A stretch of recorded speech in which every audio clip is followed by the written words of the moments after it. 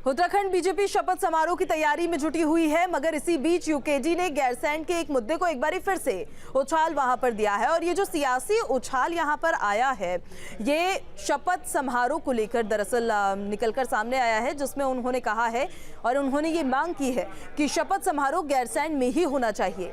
और जैसे उन्होंने कहा, बस फिर क्या था, सियासत में वहां पर बयानबाजी शुरू हो गई। सुनिए जरा किसने क्या कुछ कहा।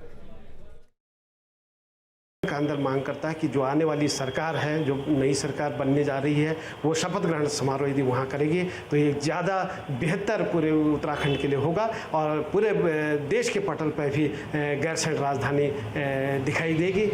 उत्तराखंड में शपथ ग्रहण समारोह से पहले पहाड़ की सियासत के केंद्र बिंदु में गैरसैंण का मुद्दा एक बार फिर आन खड़ा हुआ है। यूकेडी योद्धाओं ने बीजेपी को देहरादून के बजाय गैरसैंण में शपथ समारोह का आयोजन करने की मांग की, तो गैरसैंण के मुद्दे पर गदर चढ़ गया।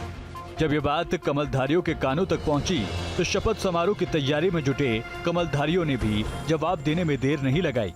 शपथ ग्रहण समारोह उत्तराखंड में कहीं भी हो, लेकिन एक जश्न, एक वैचारिक सोच का चिंतन मंथन गैरसैंण में अवश्य होगा। मैं एक भारतीय जनता पार्टी के कार्यकर्ता के रूप में बात आपके समक्ष बिल्कुल ईमानदारी से कह सकता हूँ। गैरसैंण में शपथ समारोह की बात सियासी गलियारों में सुनाई दी तो हार के सदमे में बैठी कांग्रेस ने भी मोर्चा संभालने में देर नहीं की।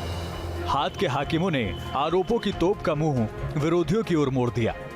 आज भी उत्तराखंड आंदोलनकारियों का सपना है कि गैरसैंण राजधानी हो, जो कांग्रेस ने एक कदम बढ़ाया था। एक दुर्भाग्य है कि कांग्रेस की सरकार हमारे मैनिफेस्टो में आज भी था, मैं कहूँगा शपथ ग्रहण नहीं बल्कि पहली कैबिनेट में ये स्थायी राजधानी गैरसैंण घोषित करने का काम करे।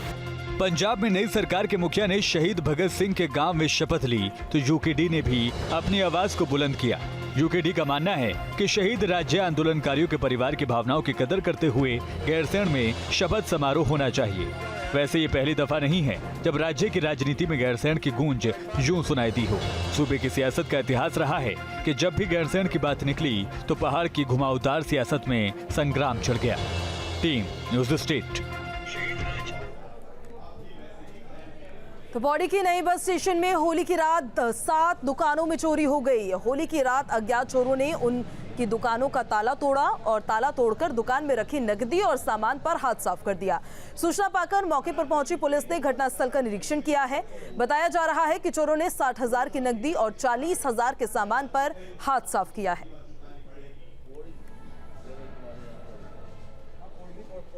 सर रिपोर्ट लिखवाई, मेरी भी बगल वाली दुकानों की भी हो रखी है, लेकिन राशन की दुकान में ज़्यादा ले गए। मेरी दुकान से मीट वगैरह और कुछ खुले पैसे थे और छुरी भी थे, वो उठा के ले गए हैं। बगल वाले के यहाँ से 50,000 रुपये करीबन की चोरी हुई है सर। और पता नहीं सबके ताले, मतलब ये हमारे नहीं है सर, 7 आदमियों के ताले टूटे हुए हैं।